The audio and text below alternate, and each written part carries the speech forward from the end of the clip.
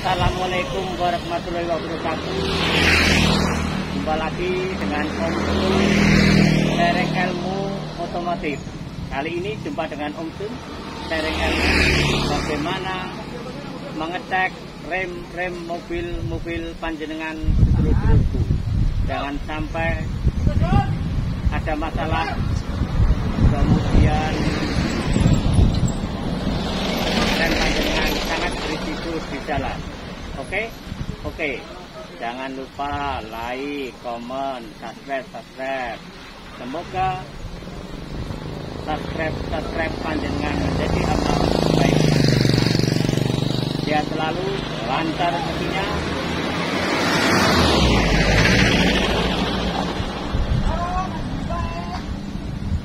Kita sharing ilmu tentang rem mobil. Semoga bermanfaat. Aman, nyaman, Pengecekan rem dimulai dari sini. Ini sentralnya, boosternya rem. Kemudian selalu diwaspadai. Biasanya masalah rem berasal dari oli rem yang berkurang sedikit demi sedikit. Nah, ini normal, harus pada posisi maksimal ya, pada posisi maksimal, kemudian minimal. Jangan sampai di bawah minimal. Kemudian kalau ada penurunan segera diisi. Nah, kalau ada penurunan berarti ada salah satu seal rem depan atau belakang atau masternya itu terjadi kebocoran. Nah, ini. Kemudian rem blong karena olinya tidak habis gitu. Jadi kalau olinya tidak habis ya kemungkinan tidak, karena kalau normal biar nanti kalau rem kita tekan dia akan turun. Kemudian kalau rem kita lepas dia akan naik. Jadi tidak berkurang. Jadi kalau mobil-mobil yang masih baru ya jarang berkurang. Tapi sebaiknya kalau perjalanan panjang, terutama mobil yang sudah lama, ini harus dicek ininya. Kemudian dicek, ini ada maksimal, ini minimal. Jadi paling tidak ya kalau mau luar kota atau kemudian perjalanan panjang atau seminggu sekali sambil membersihkan ruang mesin, ini dicek gitu. Kemudian oke, kita lanjutkan. Oke, akan kita cek mulai dari sentral remnya, karena mulai dari sinilah kita bisa mendeteksi. Jadi kalau oli itu hari demi hari berkurang, berarti ada kebocoran pada sentral rem atau pada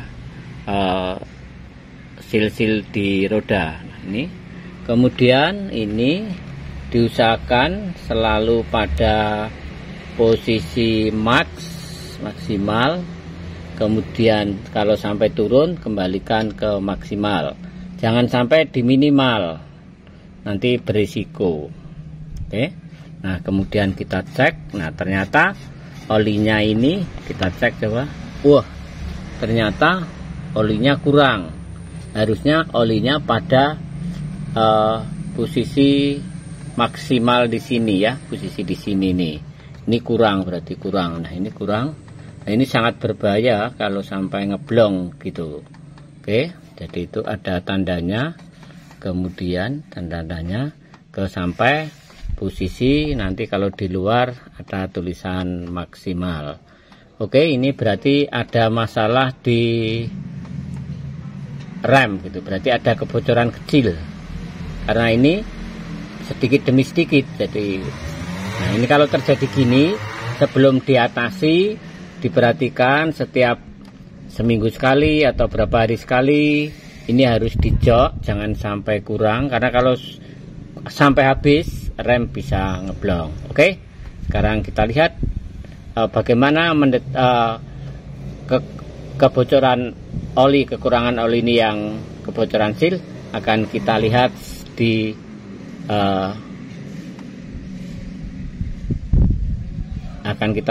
di roda-rodanya. Oke, akan kita lihatkan bagaimana cara melihatnya apakah ada kebocoran. Oke, kita lanjut.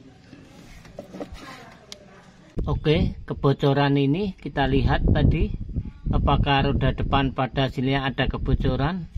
Ternyata tidak ada. Jadi nanti akan kita lihat bagian mana yang ada kebocoran. Nah, depan kanan tidak ada depan kanan. Nah ini ya, nah, ini kita lihat tidak ada. Kemudian kita lihat yang kiri. Nah, yang kiri juga tidak ada kebocoran sama sekali. Jadi depan aman, berarti tidak ada seal yang bocor.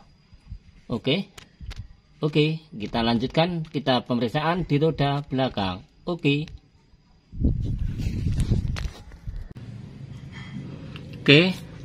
roda belakang kanan kita lihat ya, aman. Sengaja dibiarin kotor supaya kalau ada kotorannya nanti ada rembesan oli justru kelihatan. Nah, ini aman, berarti tidak ada. Nah, kita lanjutkan. Nah, ini yang kiri. Nah, ini basah ini. Nah, ini basah. Berarti ada kebocoran pada seal, tapi masih kebocorannya kecil sehingga hanya rembesan saja. Tapi kalau dibiarin olinya berkurang. Nah, ini di bannya juga itu. Nah, ini bannya juga jatuh ke ban sehingga ada rembesan-rembesan oli. Oke, kita lanjutin. Nah, ini ya. Oke, pengecekan rem. Nih, kita cek selang-selangnya. Kemudian ini apa itu, kopnya baru dicariin ya, kita ganti semua. Nah, ini kita korek yang remnya, kita korek ya. Oke,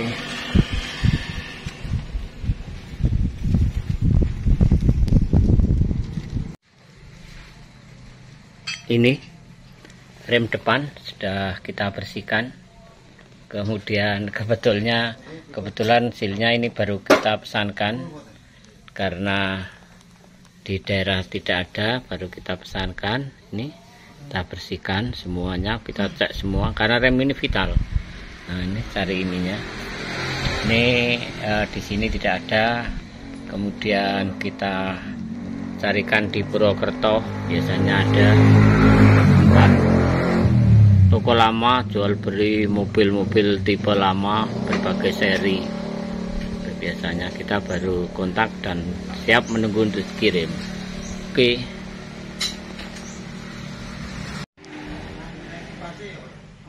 Oke, setelah tahu adanya kebocoran pada oli tadi, berawal dari master sentralnya olinya berkurang. Kemudian kita cek ke selang-selangnya adakah kebocoran. Ini harus diwaspadai karena mendeteksi awalnya itu berasal dari sentralnya. Kemudian kalau di tromol belakang ada oli yang menetes, berarti terjadi kebocoran. Nah, ini mulai kita bongkar ini sentral-sentralnya. Ini nanti kita lepas, ini sudah tipis ini. Kampasnya nanti diganti sekalian. Kemudian biasanya kebocoran pada seal yang di sini. Ada di sini juga, ini biasanya seal di sini. Nanti dibongkar terus dilihat sealnya. Biasanya seal yang di sini rata-rata, kalau yang belakang rata-rata seal di sini. Kita bongkar, kita bersihkan semua, terus kita bongkar sekalian kampas remnya kita ganti. Ini kampas remnya sudah tipis ini, lihat, nah sudah tipis. Nah, kemudian oke.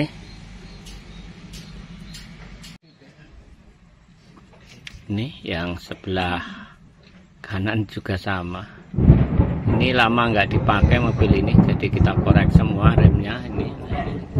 Ini kita korek. Nah, ini sentralnya, biasanya seal yang di situ tuh, yang seal belakang itu. Terus ini kampas kopling, kampas remnya juga sudah tipis dan harus diganti. Oke. Nah, ini kemudian,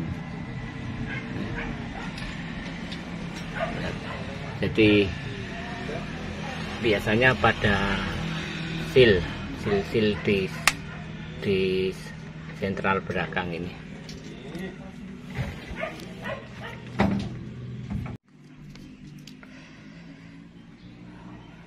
Kalau dicek itu oli remnya turun gitu, oli turun dicek ya, maka langkah pertama yang harus dijaga adalah menjaga oli rem jangan sampai di bawah minimal, apalagi sampai habis, rem bisa ngeblong gitu. Jadi sangat penting sekali nih ya. Kemudian kalau terjadi seperti itu, diisi. Nah, diisi. Nah, ini diisi olinya sampai ke batas maksimal gitu, harus diisi sampai ke batas maksimal. Nah, ini sudah dilihat, mohon maaf saya tidak di-endorse oleh merek gitu. Ini diisi kemudian sampai batas maksimal. Nah, ini kalau terjadi pengurangan, langkah-langkahnya harus selalu dijaga, seminggu sekali. Kemudian kalau mobil masih bagus pun, apa salahnya kalau sedulur-sedulurku, saudara-saudaraku, kemudian oli remnya sambil membersihkan mesin-mesinnya. Ini mesin-mesinnya, ngecek klem akinya, kemudian membersihkan ruang mesinnya, itu dicek pada oli rem ya. Ini permintaan saudara-saudara subscriber netizen itu, supaya perawatan satu poin demi poin sehingga mudah dipahami. Oke. Setelah itu kita tutup ya. Kita tutup. Nah, ini kita usahakan selalu pada batas maksimal.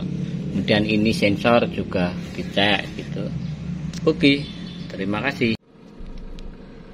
Nah, mobil dipasang indikator tadi untuk rem. Nah, ini kalau tanda remnya nih itu nyala.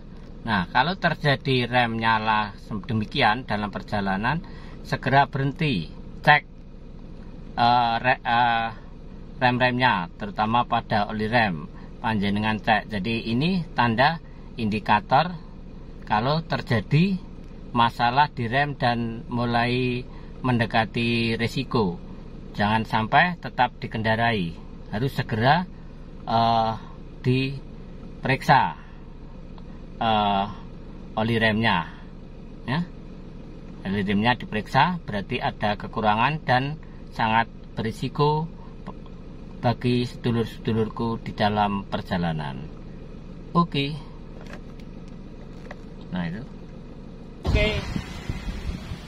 Sharing ilmu tentang rem mobil telah selesai.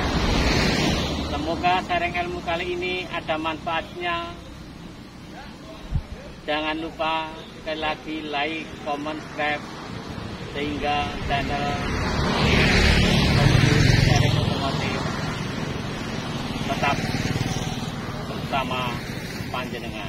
Oke, jangan lupa like, comment, subscribe. Semoga menjadi amal baik. Semoga kita menjadi saudara selamanya karena kehendak Allah. Jangan sampai mobil panjenengan ini yang bergerak, ini yang bergerak, mobil derek. Terima kasih, semoga selamat di jalan, sehat selalu. Terima kasih. Wassalamualaikum warahmatullahi wabarakatuh.